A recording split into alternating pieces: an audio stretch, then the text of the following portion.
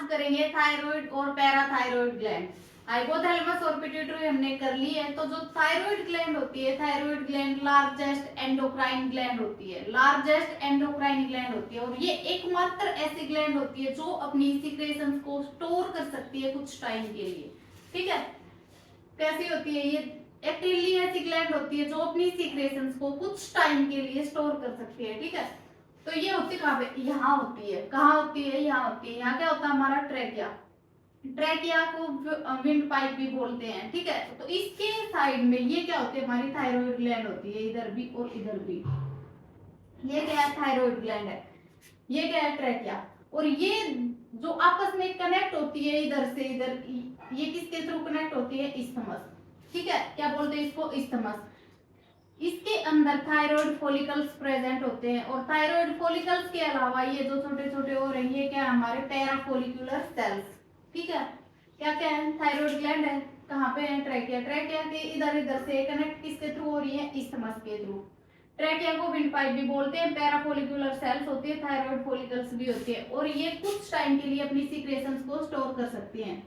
अकेली ऐसी ग्लैंड्स होती हैं ये, which can store their secretions for some time। ठीक है,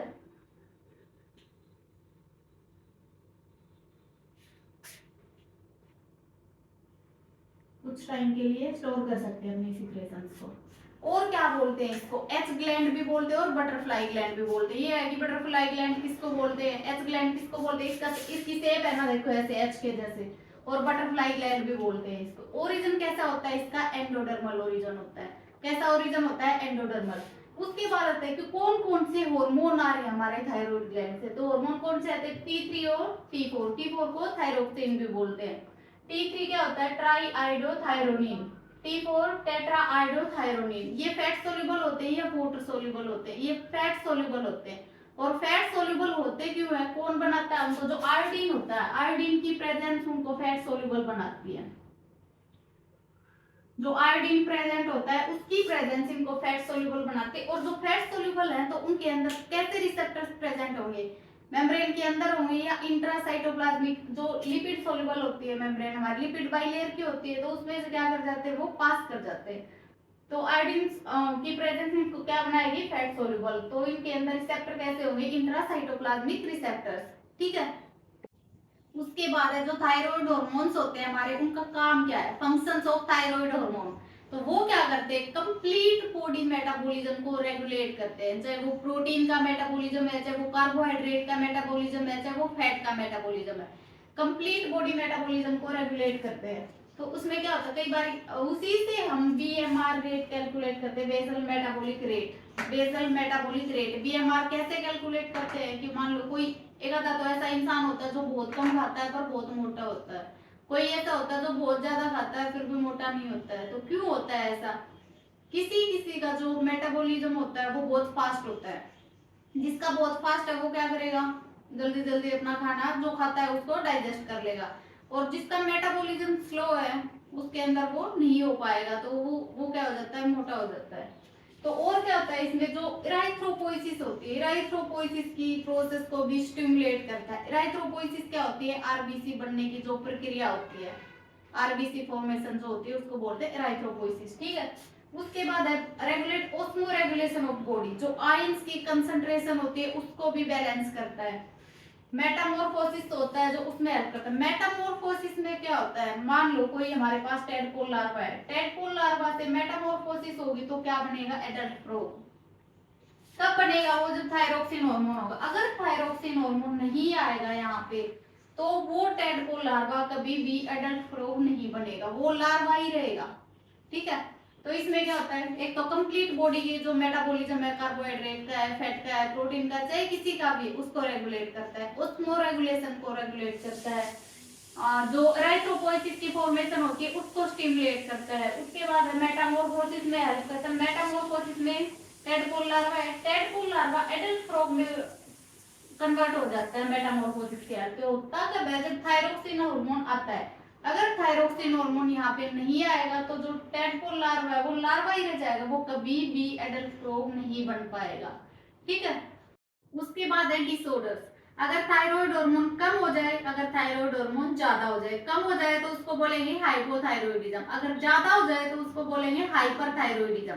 तो हाइपोथायरॉयडिज्म में क्या आता है? सबसे पहले गोइटर। गोइटर किसकी कमी से होता है? Deficiency of iodine. और गोइटर में क्या होता है? जो हमारी नेक होती है यहाँ पे ऐसे स्वेलिंग आ जाती है, गर्दन होती है वो फूल जाती है ऐसे गोइटर में, किसकी कमी से होता है? आयोडीन। ठीक है। सेकंड है हाशिमोटो डिजीज। हाशिमोटो डिजीज क्या होता है? ये एक ऑटो इम्यून डिजीज होता है। इसमें जो हमारी बॉडी की एंटीबॉडी है वो ही हमारी जो फॉलिकल्स होती है थायराइड की उनको अटैक करने लग जाती है। हमारे शरीर की एंटीबॉडी थायराइड फॉलिकल्स को अटैक करने लग जाती है इसमें, हाशिमोटो डिजीज। ये भी किसमें होता है? जब थायराइड हार्मोन की डेफिशिएंसी हो जाए। उसके बाद है क्रेटिनिज्म। क्रेटिनिज्म या तो बाय बर्थ प्रेजेंट होता है या तो बिफोर प्यूबर्टी होता है। इसमें क्या होता है? जो पोर्ट बेली, जो पेट होता है हमारा, वो ऐसे मटके की तरह से हो जाता है। और पिजन चेस्टेड, छाती होती है वो जो पिजन की तरह से दिखती है, पोर्ट बेली या पिजन चेस्टेड, इसके नाम से भी अगर आ जाए तो क्या होता है? क्रेटिनिज्म। मेंटल रिटार्डेशन भी हो जाती है और उसमें। उसके बाद है मिक्सिडेमा। ये बड़े लोगों को होती है। क्रेटिनिज्म छोटे लोगों को होती है और मिक्सिडेमा बड़े लोगों को होती है। ये आफ्टर प्यूबर्टी होती है। इसमें मेटाबॉलिज्म स्लो हो जाता है। मेटाबॉलिज्म स्लो होगा तो वेट गेन होगा या वेट लॉस होगा? वेट गेन होता है उसमें।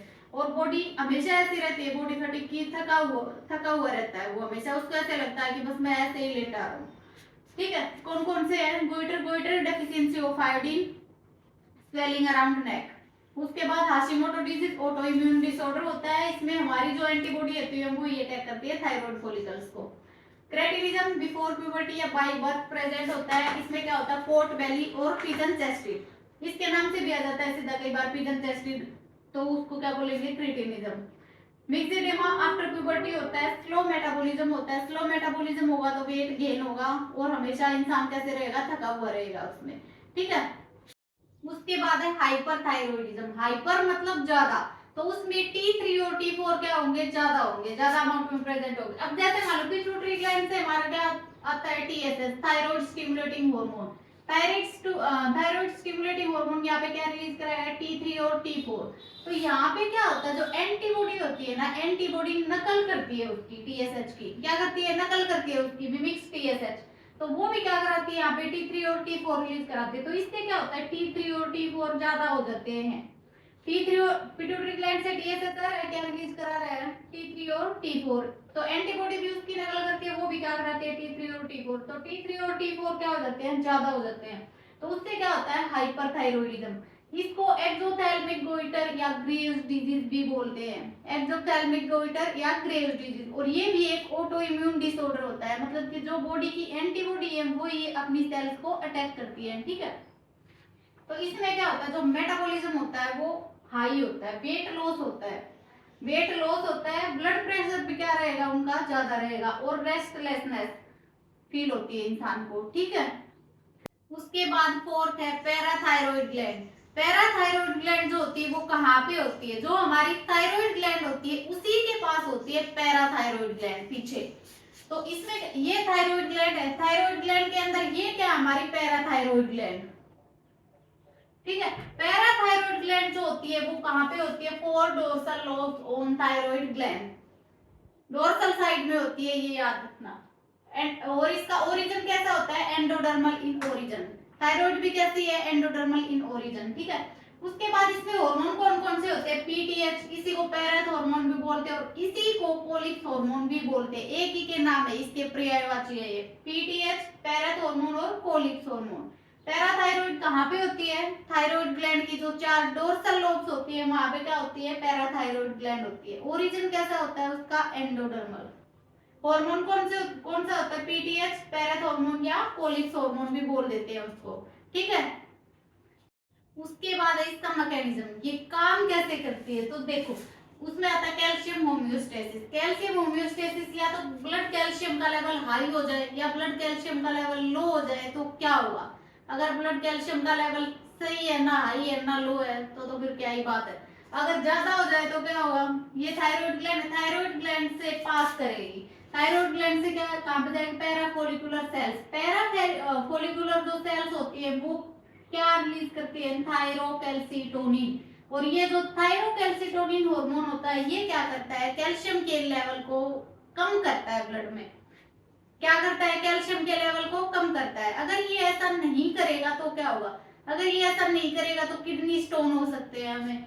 तो ये क्या करता है, बोन मिनरलाइजेशन, जो कैल्शियम है वो उसको कहाँ पे फेंक के मारता है, बोन में, ब्लड से कहाँ फेंक देता है उसको, बोन्स में। तो ये ऐड करता है calcium to bones, bone mineralisation.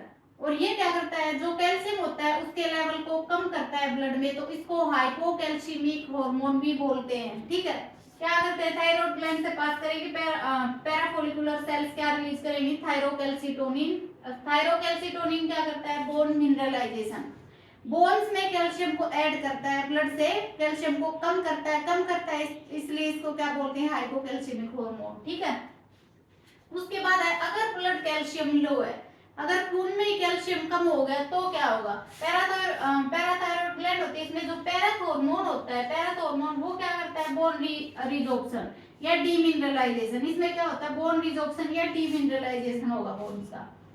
दूसरा क्या करता है, मोर रीएब्जॉर्प्शन, कहाँ पे, कैल्शियम का, पीसीटी, प्रोक्सिमल कन्वोल्यूटेड ट्यूब्यूल। और तो उससे क्या होता है, लेस आउटपुट होता है कैल्शियम का इन यूरिन, यूरिन में कैल्शियम का आउटपुट कम होता है। उसके बाद तीसरा है कैल्सिट्रायोल, कैल्सिट्रायोल एक्टिव फॉर्म होती है विटामिन डी की, calcitriol is the active form of vitamin D. अगर इसमें क्या होता है, अगर मान लो हम दूध पी रहे हैं और हमारी बॉडी में कैल्सिट्रायोल है ही नहीं तो क्या होगा, कोई फायदा नहीं है उस दूध को पीने का। तो ये क्या करता है, more absorption of calcium from small amount. ठीक है, क्या क्या है इसमें, ब्लड कैल्शियम हाई होगा तो थायराइड ग्लैंड से पास करेगा, पेरिफोलिकुलर सेल्स क्या सीक्रेट करेंगी, थायरोकैल्सिटोनिन, थायरोकैल्सिटोनिन ब्लड में कैल्शियम को कम कर देगा, इसलिए उसको क्या बोलते हैं, हाइपोकैल्शियमिक हार्मोन। ब्लड कैल्शियम अगर लो है तो क्या करेगा, जो पैराथॉर्मोन होता है वो बोन रीजॉर्प्शन करेगा या डीमिनरलाइजेशन करेगा। दूसरा क्या करेगा, more reabsorption of calcium in PCT, उससे क्या होगा, यूरिन में कैल्शियम का आउटपुट कम मिलेगा। उसके बाद कैल्सिट्रायल, कैल्सिट्रायल क्या होती है, एक्टिव फॉर्म होती है विटामिन डी की, ये क्या करती है, more absorption of calcium from small amount. ठीक है, उसके बाद हम कल करेंगे जो इसका बचा हुआ पार्ट है वो। Thank you.